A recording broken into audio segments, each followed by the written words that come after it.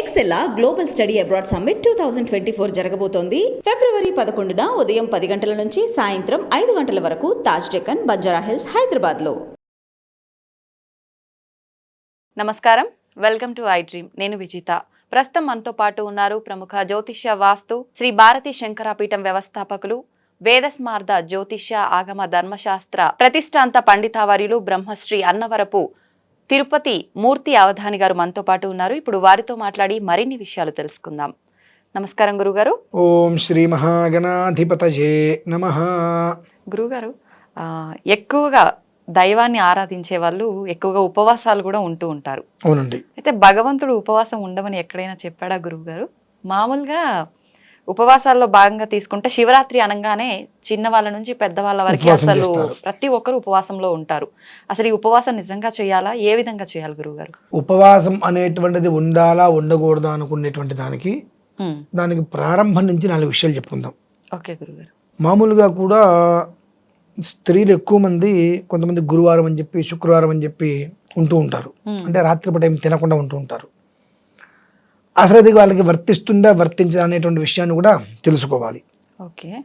ఎప్పుడు వర్తిస్తుంది అంటే తన భర్త తనకై తాను, నీకు ఏదైనా పూజలు పురస్కారాలు చేసుకుంటున్నావు కాబట్టి ఏ గురువారము శుక్రవారము ఉండాలనిపిస్తే ఉండు అని అంటున్నప్పుడు ఆ స్త్రీ ఉంటే ఉపయోగం. భర్త దగ్గర ఈమె అనుమతి తీసుకుంటే ఉపయోగం ఉండదు. ఆయనంతటా ఆయన చెప్పాలి. ఎందువలన?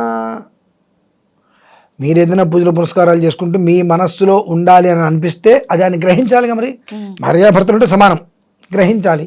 ఈమె ఎందుకోసం చేస్తుంది? ఆయన బాగుండటం కోసమే చేస్తూ ఉంటుంది. ఉదయం పూట లేస్తారు, ఏది దీపారాధన చేసుకుంటారు.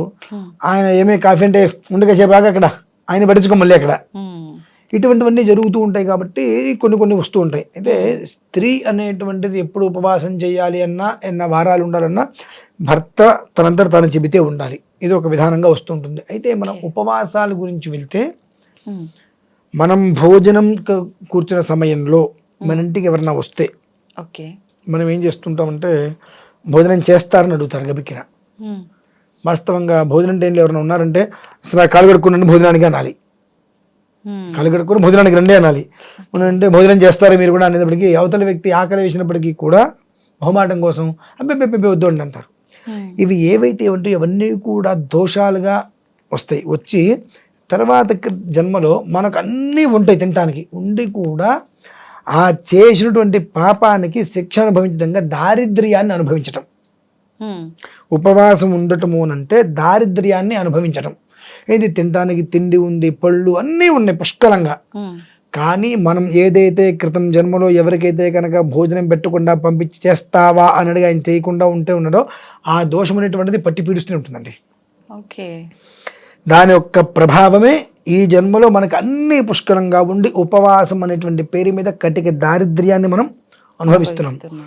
ఉపహ అంటే దగ్గర, వాసము అంటే ఉండటం, అంటే భగవంతుడికి దగ్గరగా ఉండడం. ఉపవాసము అంటే తక్కువగా తినండి అని కాదండి.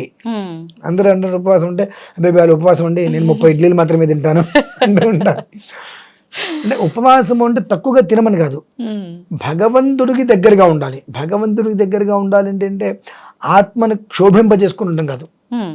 ఒకంత రోజు నువ్వు భోజనం ఎంత చేస్తావు అంతకన్నా తక్కువ తిను. ఎక్కువగా భోజనం చేస్తే ఆయాసం వస్తుంది, నిద్ర వస్తుంది, అక్కడ నువ్వేం ఉండలేవు. కాబట్టి తక్కువగా భోజించి భగవద్ ధ్యానంలో నిమగ్నమవు అనేటువంటి విషయమై ఉపవాసము. దీనికి మన వాళ్ళు పెట్టిన పేరంటే ఉపవాసం అంటే వాళ్ళ మహాశివరాత్రి ఉదయం నుంచి రాత్రి వరకు నేను ఏం తినండి, మంచిది, శుభం. ఉదయం నుంచి రాత్రి వరకు ఏం తినవు. రాత్రి అభిషేకం ఎప్పుడు వరకు తినవు? రాత్రి 9 గంటల వరకు నేను తినండి. ఈ 9 లోపు నువ్వు ఉపవాసంగా ఉండి ఏదో చేస్తున్నప్పుడు, ఆ పక్కన ఏదో వంట చేస్తున్నప్పుడు అందులో పదార్థాలు సువాసన వచ్చిన తర్వాత నోట్లో లాలాజలం నీకు వచ్చింది, అయిపోయి.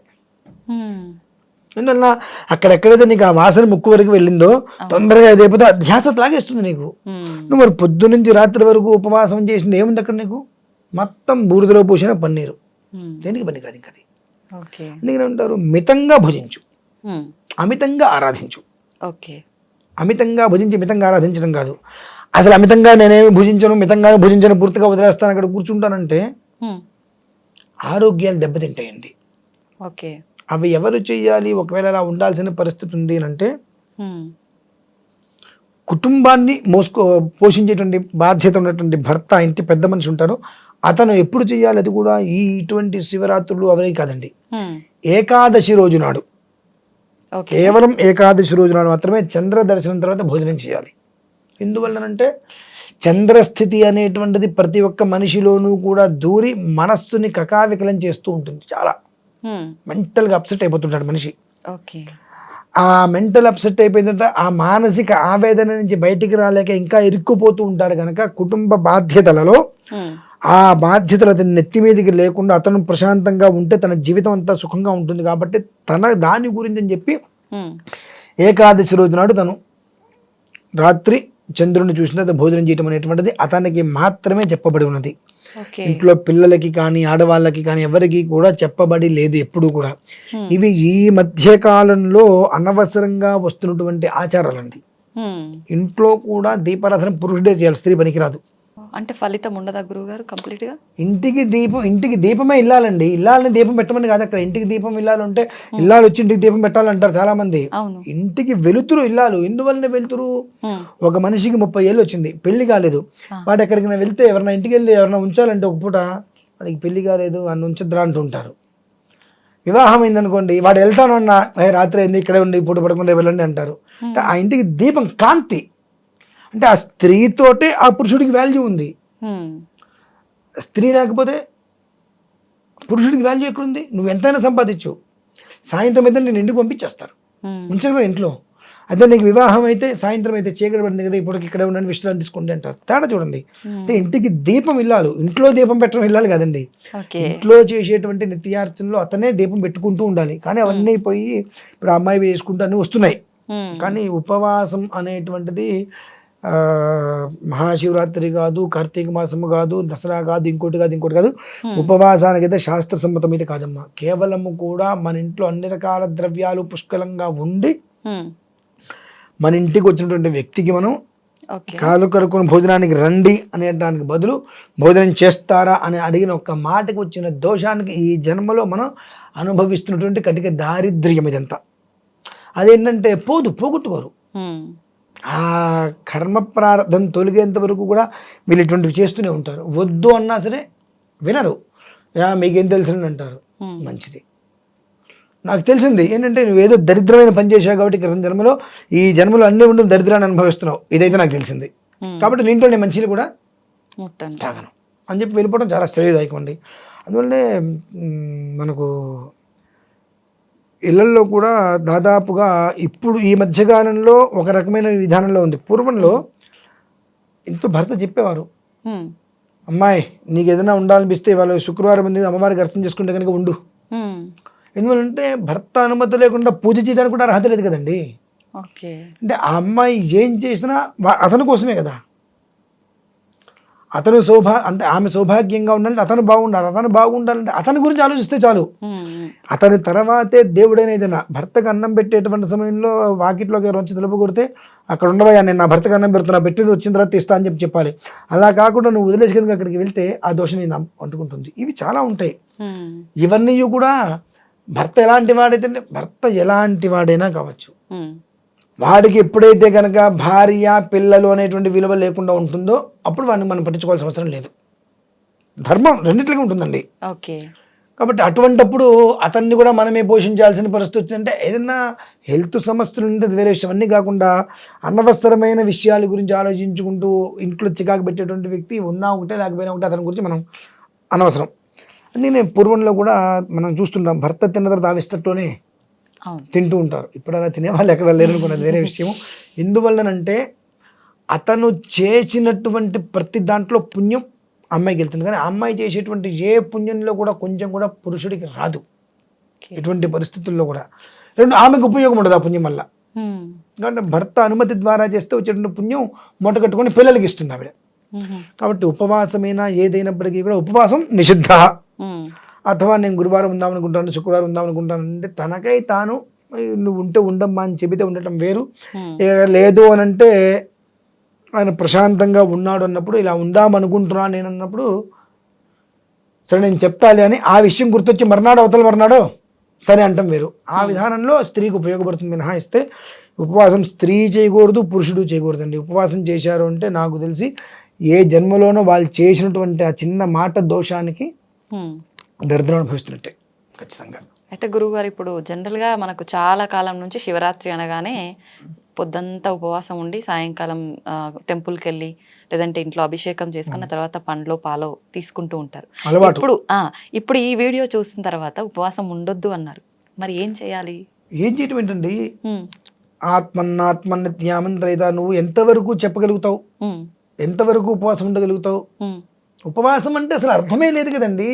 భగవంతుడికి దగ్గరగా ఉండటం. భగవంతుడు అంటే యమధర్మరాజు కాదు కదా. షుగరో బీపీనో ఉంటుంది, నేను దేవుడి దగ్గర ఉంటాను అని చెప్పి అలానే కూర్చుని తినకుండా ఉంటాను, టాబ్లెట్ వేసుకోవాలి, తినకుండా టాబ్లెట్ వేసుకోకూడదు, అబ్బాయి తింటే అభిషేకం చేయకూడదు, శివుడు అని వచ్చి చెప్పాడా? కొన్ని దేశకాల దేహధర్మ వైపరీత్య శంకయ, ఆరోగ్యం చాలా బాగుంది అన్నప్పుడు ఆ పురుషుడు చేయి. పురుషుడు అనుమతి తీసుకొని అల్పాహారం తీసుకొని స్త్రీ ఉండు.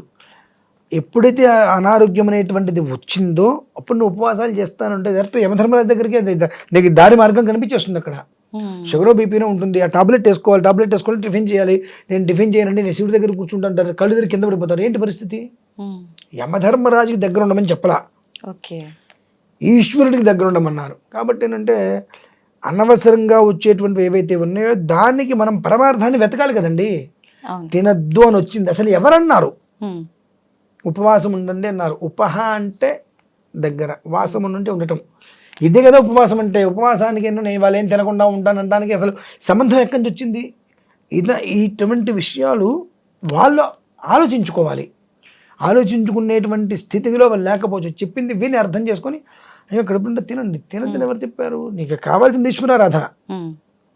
ఈశ్వరారాధన చేస్తూ చేస్తూ చేస్తూ చేస్తూ నీకు ఆగ్రేసి కలిసి కింద పడిపోతే అది మధ్యలో నాశనం అయిపోతుంది, అన్ని రకాలు చెడుతుంది వ్యవహారం. అందుకని ఆత్మని తృప్తిపరచుకో. నీకు ఈ ఆకలి లేదు, ఒక 4 గంటలు నేను ఈశ్వరారాధన చేసుకోగలను, అంత ఉప్మా తిని చక్కగా ఈశ్వరారాధన చేసుకో. మాకు లక్ష బిల్లవార్చనలు కార్తీక మాసంలో జరుగుతూ ఉంటాయండి. మరి అందరూ ఉపవాసాలే ఉంటారు. ఎలా ఉంటారు? ఉదయం పూట కాఫీనో పాలు తాగేస్తారు, 8:30కి టిఫిన్ చేసి మళ్ళీ వచ్చి కూర్చుంటారు. మధ్యాహ్నం 12:30 1 గంటకి హవిస్సు, లేదంటే మళ్ళీ అల్పాహారం ఉంటుంది. రాత్రికి భోజనాలు. ఎంత లక్ష బిల్లవార్చన చేసిన తినకుండా ఇవ్వాలి కదా. నా చిన్నప్పటి నుంచి నేను చూస్తున్నా. ఎందుకు ఇవన్నీ చేస్తున్నారంటే లోపల పరమాత్మ ఉన్నాడు కదా, ఆ పరమాత్మను ఇబ్బంది పెడితే జీవాత్మ పరమాత్మ.